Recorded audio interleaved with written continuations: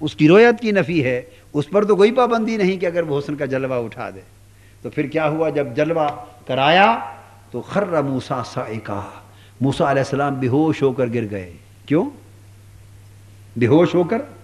اور بے ہوشی کیوں طاری کی؟ تاکہ دیکھا تو جا نہیں سکتا تھا آنکھوں سے، سو بے ہوش کر دیا تاکہ آنکھوں کا عمل نہ رہے، بے ہوش کر دیا تاکہ آنکھوں کا عمل نہ رہے۔ بے ہوشی تو آنکھوں کی تھی، حواس خمسہ کی تھی، ظاہری اعضاء کی تھی، بے ہوش کر کے آنکھوں کی فعالیت ختم کر دی، دل کو بینا کر دیا۔ بے ہوشی جسم پہ طاری کر دی، آنکھیں تو دیکھ نہیں سکتی تھی، انہیں بند کر دیا بے ہوشی کے ذریعے، اور دل کو کہا تو تکلے یار کا جلوہ کر لے، تو یار کا جلوہ کر لے۔ تو ادھر بھی محبت ہے، ادھر بھی محبت ہے۔ تو فرماتے ہیں کہ عشق کے ذریعے جو علاج ہوتا ہے نفس کا، وہ کسی اور طریقے سے اتنا سرعت کے ساتھ، تیزی کے ساتھ مؤثر علاج نہیں ہوتا۔ اس کے بعد فرماتے ہیں آگے، یہ درمیان میں سبق دے گئے، اب آگے فرماتے ہیں کہ انہوں نے نبض پہ ہاتھ رکھ لیا، بادشاہ سے کہا کہ آپ گھر سے نکل جائیں، سارا گھر خالی کر دیں، صرف یہ مریضہ رہ جائے۔ اور بزرگ فرمانے لگے میں رہ جاؤں، اور میں آرام سے آہستہ آہستہ اس مریضہ سے مختلف سوالات کر کے بعض چیزوں کی تفتیش تحقیق کرنا چاہتا ہوں۔ فرماتے خانہ خالی کرد شاہ ہوش، پھر بادشاہ نے گھر خالی کر دیا، سارے باہر نکل گئے، مریضہ رہ گئی اور طبیب رہ گئے۔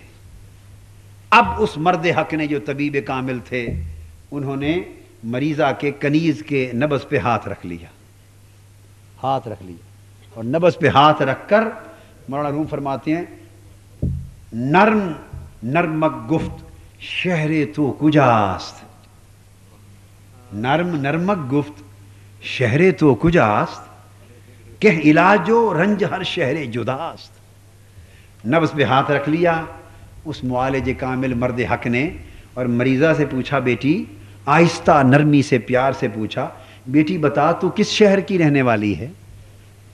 کنیز سے پوچھا کس شہر کی رہنے والی ہے، اس لیے کہ ہر شہر کے لوگوں کے مزاج اور طبائع جدا جدا ہوتے ہیں، اس لیے ان کے علاج بھی جدا ہوتے ہیں، بتا کس شہر کی رہنے والی ہے؟ اندران شہر، اندران شہر از قرابت کیستت، اندران شہر از قرابت کیستت، خیشیو پیوستگی با چیستست۔ اور پھر یہ پوچھنے لگے کہ یہ کس شہر کی رہنے والی ہے، اور پھر مختلف ایک ایک شہر کا نام پوچھنے لگ گئے، ایک ایک شہر کا۔ فلاں شہر کی رہنے والی ہے، وہ تو مریضہ چپ تھی، وہ خاموش رہی۔ پھر پوچھا بیٹے فلاں شہر کی رہنے والی ہے، چپ رہی۔ پھر نام لیا تیسرے شہر کا، فلاں شہر کی رہنے والی۔ مولانا روح فرماتے ہیں ایک ایک شہر کا نام لیتے گئے اور پوچھتے رہے اس شہر کی رہنے والی ہے، اور نبض پر ہاتھ رکھا، اور شہروں کا نام لیتے گئے، اور پھر شہروں کے نام میں کون کون تیرے رشتہ دار ہیں، اور تیرے اہل قرابت میں سے کون کون ہیں، کس کس سے تیرا تعلق ہے، رشتہ داری کس کس سے ہے، محبت دوستی کس کس سے ہے، وہ بھی پوچھتے گئے۔ دست بر نبزش نہادو یک بیک بازمی پرسید از جور فلک۔ پھر ایک ایک بات کا، تکلیف کا اور مختلف مصیبت کا سارا حال پوچھتے گئے، ایک ایک شہر کا حال پوچھتے گئے، ایک ایک رشتہ دار دوست تعلق دار کا حال پوچھتے گئے، اس کی تکلیف کے مختلف واقعات پوچھتے گئے۔ تو فرماتے ہیں نبض پر ہاتھ رکھا، کان اس کی گفتگو پر دھرے رکھے، اور دھیان نبض کی حرکت پہ رکھا کہ کس نام پر نبض میں حرکت آتی ہے، کس نام پر نبض میں حرکت آتی ہے، کس شہر کے نام پر حرکت آتی ہے، کس آدمی کے نام پر حرکت آتی ہے۔ فرماتے ہیں سوئے قصہ گفتنش می داشت گوش، سوئے نبض و جستنش می داشت ہوش، تاکہ نبض از نام کہ گردد جہاں، او بود مقصود جانش در جہاں۔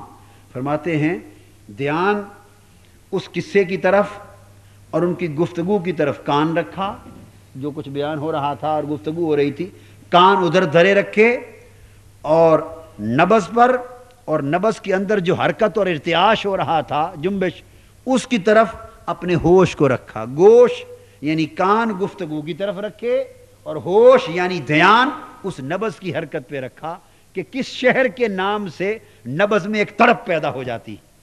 اس کو احساس نہیں ہونے دیا. بس نبض یہ ہے طبیب کامل اور معالج کامل کا حال.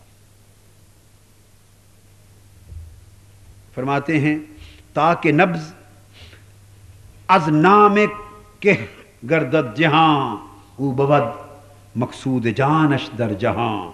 فرماتے ہیں کہ توجہ نبض کی اور اس کی حرکت کی طرف تھی تاکہ یہ دیکھیں کہ کس کے نام سے نبض میں حرکت پیدا ہوتی ہے، اور جس کے نام سے نبض میں ارتعاش اور حرکت اور جنبش پیدا ہو گئی، پتہ چل جائے گا کہ مرض اور روگ کی جڑ وہیں ہے. پھر ایک ایک کر کے دوستوں کے نام پوچھتے گئے. شہر شہر شہر شہر و خانہ خانہ قصہ کرد، شہر شہرو خانہ خانہ قصہ کرد، نئے رگش جنبید و نئے رخ گشت زرد. ایک ایک شہر کا نام لیتے گئے وہ مرد کامل، طبیب کامل، اور ایک ایک گھر کا نام لیتے گئے، قصہ کرتے گئے، مگر دیکھا کہ نہ کسی شہر کے نام پر رگ میں یعنی نبض میں گردش آئی، نہ کسی گھر اور کسی شخص کے نام پر تپش پیدا ہوئی نبض میں، اور نہ چہرے کا رنگ زرد ہوا، نہ اس کے رنگ کا تغیر آیا. دیکھتے گئے بالآخر نبض او برحال خود بد بے گزند تاب پرسید سمرقند چون کمن. فرماتے ہیں کہ چلتے چلتے شہر سمرقند کا نام آیا. شہر سمرقند جو مٹھاس بھرا شہر ہے، اس شہر سمرقند جو کند کی مانند ہے، اس کا نام آیا. اس سے پہلے ہر نام پر نبض اپنے حال پر خاموش تھی، ڈوبی ہوئی تھی. جب سمرقند کا نام آیا تو اچانک نبض میں ایک ارتعاش پیدا ہوا، ایک لہر دوڑی، تڑپ اٹھی، نبض کے اندر خون یک لخت متحرک ہو گیا. فرماتے ہیں نبض جستو روئے سرخش زرد شد کا سمرقندے ز زرگر فرد شد. فرماتے ہیں کہ سمرقند کا نام آیا، اس سے نبض جو ہے وہ مرتعش ہو گئی، اور چہرے کا رنگ زرد ہو گیا، اور پھر زردی میں بدل گیا. نبض متحرک ہو گئی، خون نے جنبش ماری، چہرہ سرخ ہوا، پھر زرد رنگ میں بدل گیا. اور سمر کے اندر پھر وہ ہر شہر کے اندر مختلف تاجروں پیشوں کا نام لے رہے تھے. لیتے لیتے وہ سمجھ گئے کہ اس مریضہ کا بیماری کی جڑ شہر سمرقند میں ہے، شہر سمرقند میں. جب یہ تعین ہو گیا کہ یہ تڑپی ہے، نبض تڑپی ہے شہر سمرقند کے نام پر، وہ سمجھ گئے کہ اس کا مرکز عشق، اس کا مرکز عشق شہر سمرقند میں ہے. پھر سبب عشق شہر سمرقند میں ہے، وجہ علالت شہر سمرقند میں ہے. اب پھر سمرقند کا نام لے کر مختلف پیشے، مختلف تجارتیں، مختلف کام کاج کرنے والوں کا ذکر کرنے لگے. پیشے تجارتیں گنتے رہے، یہاں تک کہ زرگرد کا نام لیا، زرگر کا، سنار کا نام لیا، سنار کا، زرگری کے پیشے کا نام آیا. ادھر زرگر کا نام آیا، ادھر مریضہ کے خون میں ایک اور لہر اٹھی، وہ تڑپ اٹھی. اس کے چہرے کا رنگ جو سرخ ہوا تھا سمرقند کا نام سن کر، وہ فوری زرد پڑ گیا، خون میں ایک لہر آ گئی. اور فرماتے ہیں آہ سرد برکشید آ ماہ رو، آب از چشمش رواں شد ہم چجو. بس ادھر سمرقند کا نام آنے کی دیر تھی، ادھر زرگر کا، سنار کا نام آنے کی دیر تھی. اس کے اندر سے ایک ٹھنڈی آہ نکلی، ایک آہ نکلی، آہ لی، اور آہ کے ساتھ اس کے چہرے پر ایک عجیب کیفیت ہو گئی، اور اس کی آنکھوں سے آنسوؤں کا ایک چشمہ جاری ہو گیا، اور جو کی طرح، نہر کی طرح اس کا چشمہ آنسوؤں کا اس کی آنکھوں سے چہرے پر رواں ہو گیا. وہ سمجھ گیا کہ یہ ساری اصل سبب بیماری کا پتہ چل گیا. فرماتے ہیں چوں رزنجور از حکیم ایراز یافت اصل آن درد و بلا را باز یافت.